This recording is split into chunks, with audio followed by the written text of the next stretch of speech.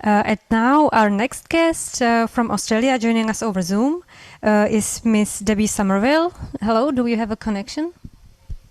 Hello, yes, thank you. Thank you. Please proceed with your presentation. Thank you very much. I'll just share my screen. Yes, we can see your screen. Wonderful. Thank you for the feedback.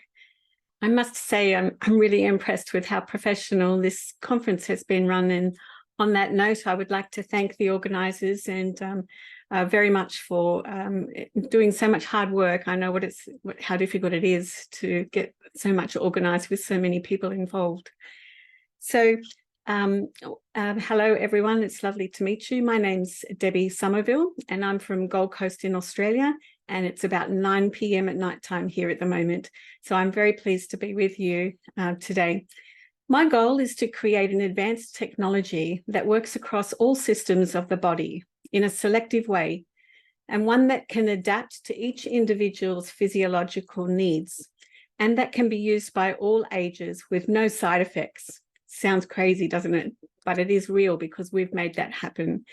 But that means functioning alongside pharmaceuticals and alongside vaccines or herbal remedies, etc., with or without them, without any adverse events.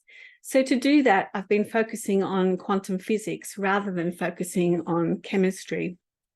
So using a negative ionizer as a foundation, we've created cold air plasma, and that produces an abundant supply of molecular hydrogen, H2, for the human body. And it's built in such a way that each person's body can regulate the amount of the supply that is required for that individual's needs. And as you know, H2 is the master metabolizer, and we've witnessed enormous benefits to humanity, where the more comorbidities a patient has, the better the results that they achieve. So this technology has now attracted quite a wide view from science and medical fraternity around the world. And today what I'm going to do is show you how it's impacted the lives of people that it's been used on. And then I'll explain a little bit more about cold air plasma for those that might not have been exposed to that at this stage. So first of all, why do we need to have a systemic approach to human health? And of course, as we all know and are all very, very much aware of, our environment is not what it used to be. And therefore, the cells of our bodies are not coping like they used to. So our food is not as nutritious as it used to be. Our water is not as clean.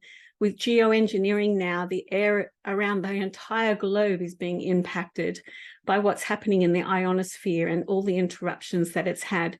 And that's not even looking at what happens to us on an individual basis, where we're sleep deprived, we're so busy in our modern lives that we forget to drink and we forget to eat correctly.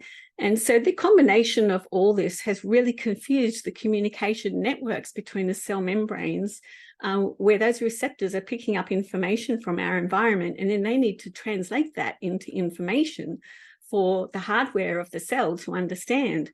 And there's a lot of breakdowns now happening in both what the impact from the environment is and how the cell is understanding that. And so illness is increasing astronomically, even though we've got advanced medicines today than what we used to have. So humanity needs to have a systemic solution. And so this particular technology is very simple to use. You basically put it on your bedside table, you turn it on when you go to sleep, you turn it off when you wake up. And you don't even know that it's doing anything, because while you're busy sleeping and dreaming and snoring, this technology is having a quantum party inside your body. And that quantum party is basically using all the systems of the body that are restoring as you sleep to help restore better than what they used to. So basically, we're helping to put the body back into its natural balance so the body can heal itself. And it's used in the body in two different ways, one through the respiratory system and secondly through the skin.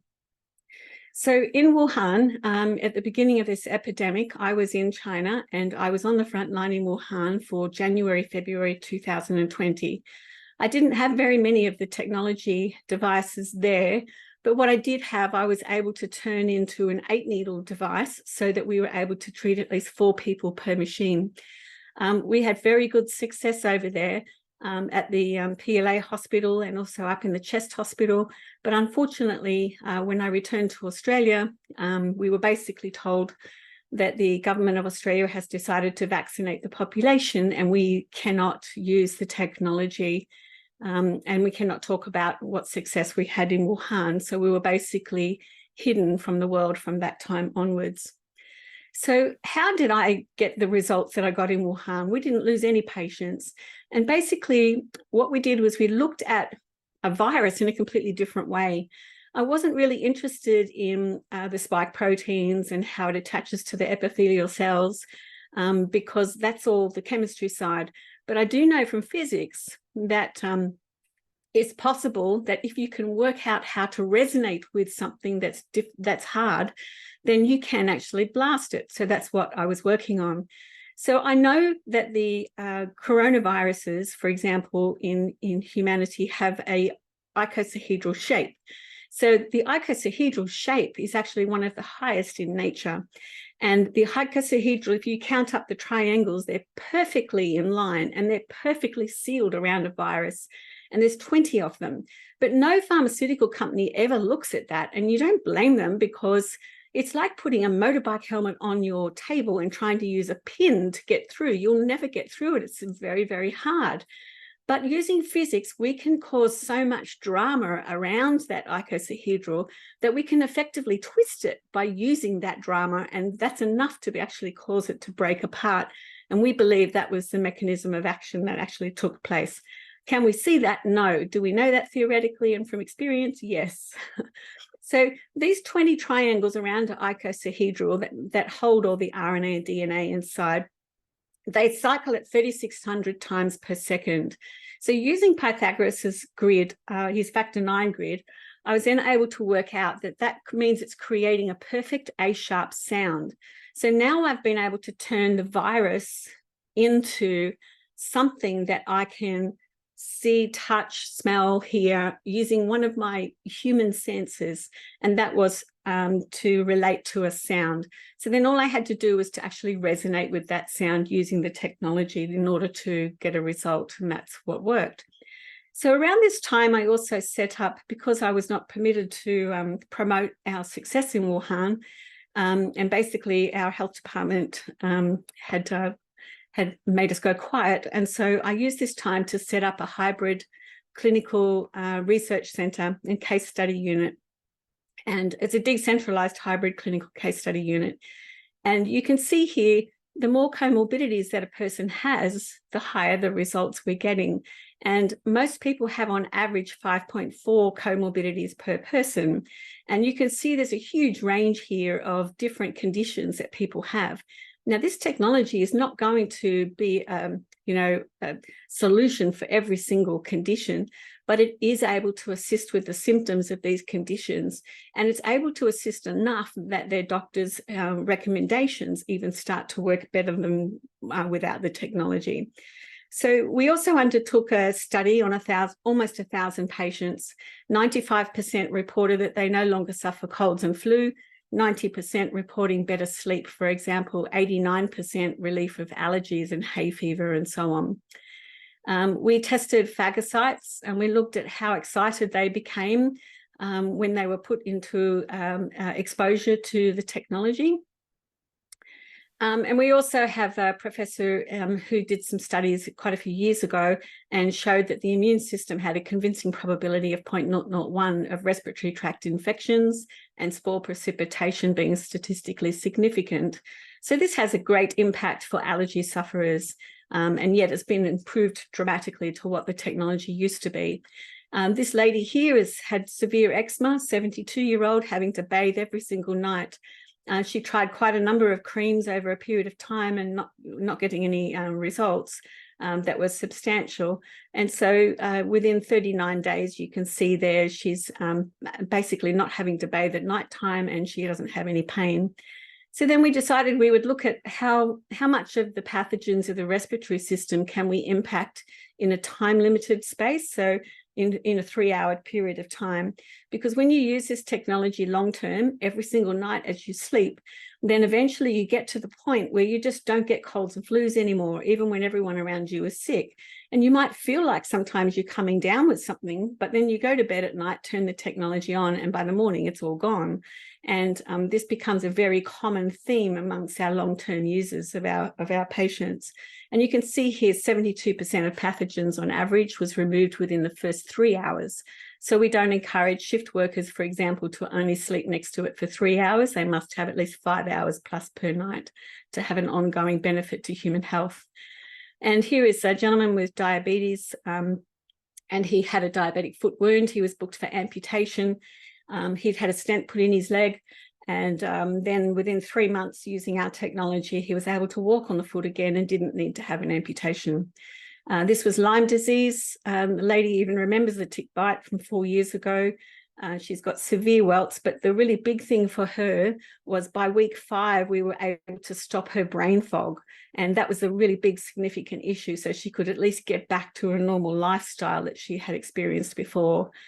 This was interesting surgical wounds, looking at 2 wounds created by the same surgeon, using same tools on the same day, same operation. And you can see one scar is dramatically decreased in color and significantly improved in its scar healing. And the other one that was covered and used as a control, that scar is still looking quite inflamed and red. This lady had an abscess on her left jaw, and her professor in London, who uses our technology, also did some live blood analysis and sent it to us, which was very interesting to see the spiderwebby looks in when she had the abscess to when she didn't. And interestingly, that was using the red Mark III, and it was gone within 2 days. This gentleman also booked in for amputation of an ear due to a basal cell carcinoma. And interestingly, he'd been bleeding for every day for over a year. But like a lot of Australian men, they're very resistant to going to have proper medical treatment on things like this. And so he'd let it go for too long. And he didn't want it amputated. And I guess we were a last call for him. But as you can see, after 17 days of treatment, we were able to stop the bleeding. And after 47 days of treatment, we significantly decreased the inflammation and the carcinoma itself, enough now that the surgeon could actually work on his ear without having to amputate it. And this was a really interesting case. This case here led to the success we had in Wuhan. Because it was the first time we'd ever tested a breast cancer tumor that was 5 centimeters deep in the woman's breast. She had stage 2 infiltrating invasive lobular carcinoma. So we treated this breast transdermally. That means basically she spent 2 hours a day with a device close to the tumor site. And then she later had surgery. And as you can see, the tumor was removed, and we've got histopathology evidence to show there was no cancer cells left at all. So this took place for 4 weeks from her time of diagnosis to the time she had surgery. And so after surgery, there was no cancer cells in that tumor that they removed and excised. So this was a great story. But more than that, what IP that gave to myself was that, okay, we now know and we now have evidence that this technology is able to go 5 centimeters deep through the skin. And we used that in Wuhan because some of the patients were intubated. And so using a couple of my LinkedIn surgeon friends, I was able to find that anatomically, if I'm able to roll a patient onto their side, put them in the fetal position, I can treat the lungs through the back. And that's what happened. So the 3 patients that I was permitted to treat that way in Wuhan all ended up having the intubation removed, and they walked out of the hospital. So it was a great result.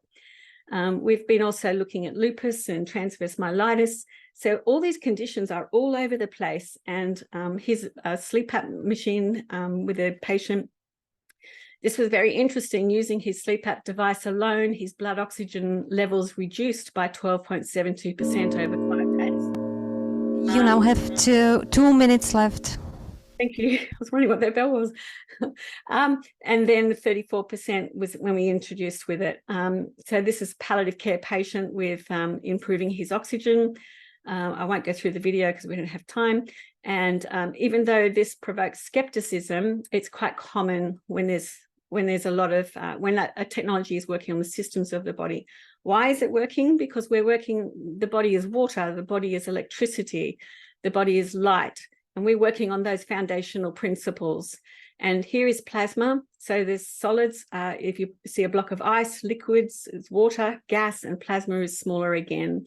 And if you just imagine the aurora here, that's all plasma. But to have that in your body, you'd have to have 200-kilometer long leads to reach the Earth to be grounded. And as you can see, the green glow of the needles here is the plasma we've created. And this is all the different aspects of the technology to actually pull it together to create the master metabolizer for the body and the molecular hydrogen to help the body heal itself. And thank you very much for your time.